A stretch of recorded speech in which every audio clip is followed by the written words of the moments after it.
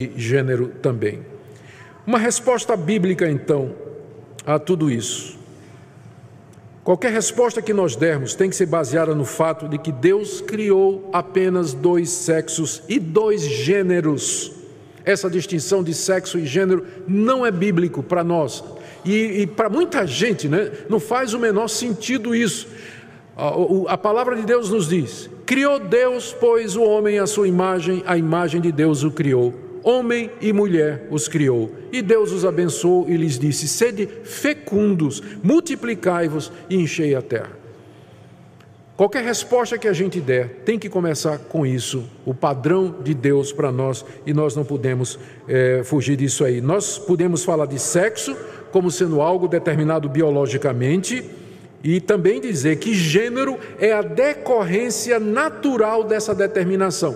Aquele que biologicamente é homem, naturalmente aquilo vai se desenvolver com o gênero masculino. Mas uma coisa está ligada à outra. Nós não podemos aceitar essa fratura entre gênero e sexo, porque um desenvolve a partir do outro. Aquele que biologicamente nasceu homem, ele vai se desenvolver masculinamente e assumir o seu papel genérico masculino na sociedade. Essa fratura nós não podemos aceitar. Mesma coisa com relação às mulheres, não é?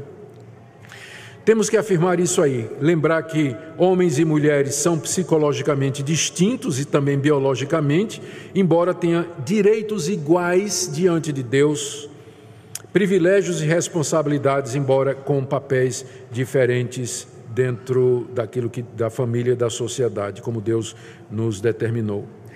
E eu não posso deixar de terminar aqui, não posso deixar de mencionar 2 influências que às vezes passam um pouco despercebidas aqui na questão da ideologia de gênero. A primeira delas é a influência do marxismo e a segunda é a influência do paganismo. E nós precisamos saber isso para dar uma resposta bíblica. A influência de Karl Marx, é muito grande na ideologia de gênero, a partir da sua ideia seminal de que é impossível haver qualquer conciliação entre classes. Olha o que é que Marx fala a respeito da família tradicional. Ele diz que nas primeiras civilizações, os homens tinham relações sexuais com todas as mulheres da aldeia ou da tribo. Ninguém era de ninguém. Era assim no começo. Os filhos não sabiam quem era o pai. E assim tinha igualdade e justiça, porque ninguém estava defendendo sua prole. Era comunitário. Os filhos pertenciam à tribo toda. E a tribo ou o Estado era responsável pela educação das crianças. Aí o que é que aconteceu? Isso é o Karl Marx falando. Quando o homem começa a tomar para si uma certa demarcação territorial por conta da agricultura, essa sociedade vai se tornando cada vez mais voltada para a agricultura, o homem então começa a se fixar numa terra, ele começa a dizer que essa terra é minha, isso aqui é a origem da propriedade privada, né, segundo Karl Marx. Ele encontra necessidade então de doar os frutos do seu trabalho naquela terra para alguém, que geralmente se designa ao sexo oposto. Ao que é que ele faz? Ele sente vontade de compartilhar aquela terra com alguém do sexo oposto. E aí começa a ideia de casamento. E se estrutura, ele diz que o casamento é resultado desse conceito de propriedade privada.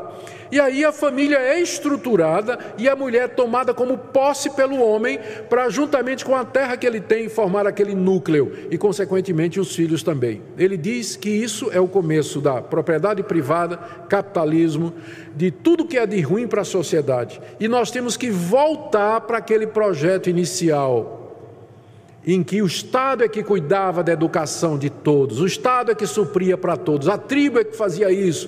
Mas para fazer isso, você tem que desconstruir a ideia e acabar com a ideia de propriedade privada, família tradicional, casamento e criação de filhos por um único casal.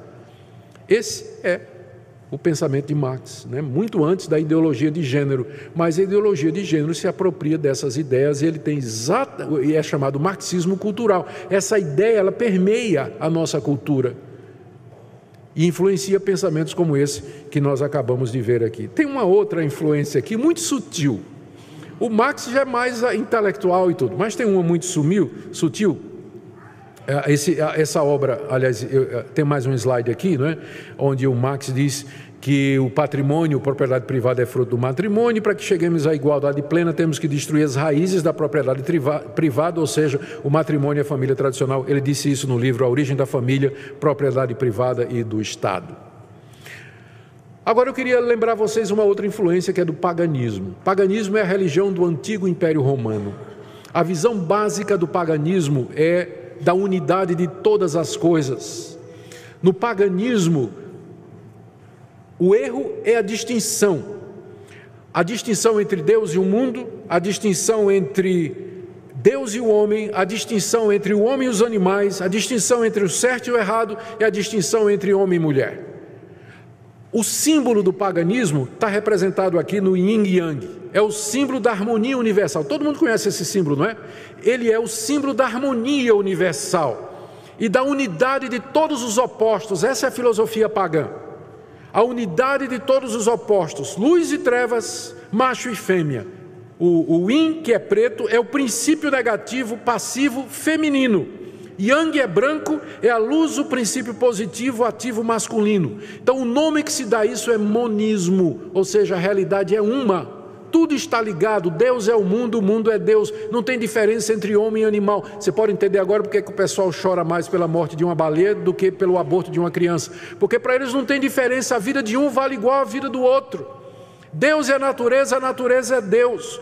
Homem e mulher é uma distinção que não deve existir. Então, no paganismo se encontra, todos os opostos se encontram, e essa ideia pagã, ela vem entrando na nossa cultura, na nossa sociedade, na mídia, especialmente em Hollywood, né, que promove isso, acabar com as distinções, o panteísmo, a ideia que Deus é o mundo e o mundo é Deus, é a religião de muita gente, não é a religião de muita gente, não tem certo ou errado, são dois lados da mesma coisa, o yin e o yang, são dois lados do mesmo cosmo, tudo está dentro do círculo.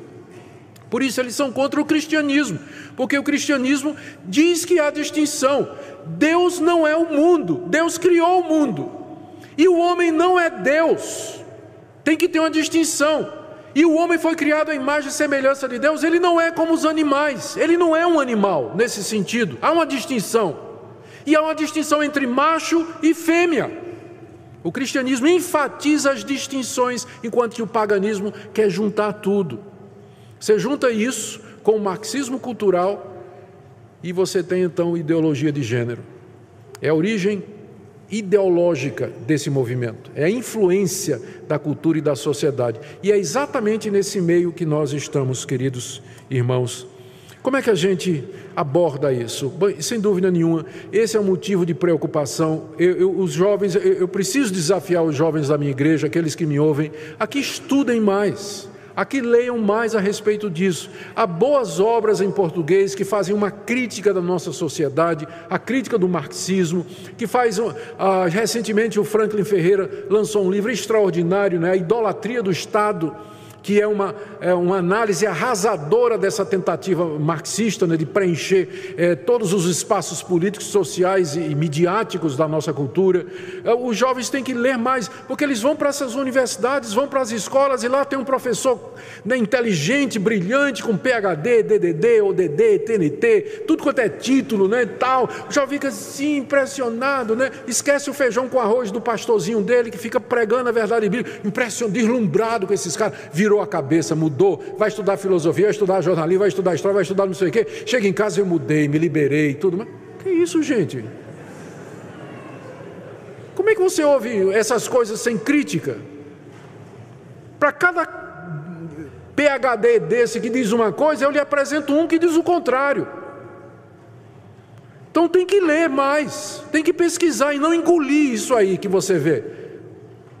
Mas examinar todas as coisas e reter o que é bom. Não é esse o princípio que a gente aprende na igreja? Examinar todas as coisas, porque a gente pode aprender até com quem é descrente, claro. A verdade é de Deus, na boca de quem quer que seja.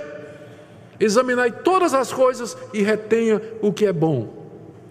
E retenha o que é bom. Então, primeiro, como é que a gente aborda isso? Essas questões são largamente difundidas em nossa cultura, na linguagem popular, por meio da mídia. Então, é preciso que os pais também se dediquem mais a isso. Criar o filho não é só dar casa, comida, escola e saúde para ele, não. Mas é ajudá-lo no caminho da vida, a enfrentar todas essas questões também. Os nossos filhos e jovens estão familiarizados com todas essas questões. Muito cedo, eles já aprendem isso. Né? O gênero, o casamento gay, inversão dos papéis bíblicos do homem e da mulher, e é preciso que os púlpitos das igrejas, e aqui é uma palavra que vai além da nossa igreja, não é? Deveriam ministrar ensino bíblico sólido e compassivo, abordando o tema como nós estamos fazendo. Mas às vezes as pessoas, os crentes dizem assim: eu nunca ouvi falar isso na minha igreja, o pastor não fala sobre isso, a escola dominical não fala sobre isso, o presbítero não fala sobre isso. A gente vai questionar o pastor não sabe nem o que é ideologia de gênero, tem ideia do que é que está acontecendo. Há uma queixa muito grande de que as igrejas ficam sem posicionamento a respeito dessas questões. A necessidade de promover eventos regulares com palestrantes convidados para falar sobre família e questões de gênero. Graças a Deus, porque essa igreja tem feito isso. O ano passado, o Encontro da Fé Reformada já versou sobre isso. Em 2018, nós já temos o Paul Tripp, que é uma autoridade mundial sobre essas questões, que vem falar aqui na nossa igreja sobre isso. Fora outros eventos menores que acontecem, em que a gente tem que falar sobre isso. Classe de escola dominical em que a gente trata dessas questões, o próprio púlpito falando disso. É preciso fazer isso, porque vem como uma avalanche em cima de nós. Por último, a importância do exemplo dos pais no lar. Tudo começa em casa, não é mesmo? Casamentos sólidos, papéis definidos, papel do marido, papel da esposa, papel do pai, papel da mãe. A criança cresce naquele ambiente, tem um referencial, ele olha e diz: quando eu crescer, eu quero ser assim, eu tenho esse referencial. Isso é fundamental para que a igreja se mantenha firme na palavra de Deus. E orar, não é, irmãos? Vem por último aí, mas não é o menos importante. Clamar diante de Deus, que é o nosso socorro, porque Ele está ao nosso lado, e pedir que Ele nos livre dessa torrente que vem sobre a sociedade e que ameaça nos destruir. Que Deus nos abençoe e nos ajude, que nós estejamos como que um baluarte e uma defesa nessa mudança cultural tão grande que nós estamos preenchendo. Que fiquemos firmes, o nosso Deus está ao nosso lado. Oremos. Pai querido, te bendizemos por todas as coisas, agradecemos, ó Deus, que o Senhor nos tem dado a misericórdia de ficar firmes.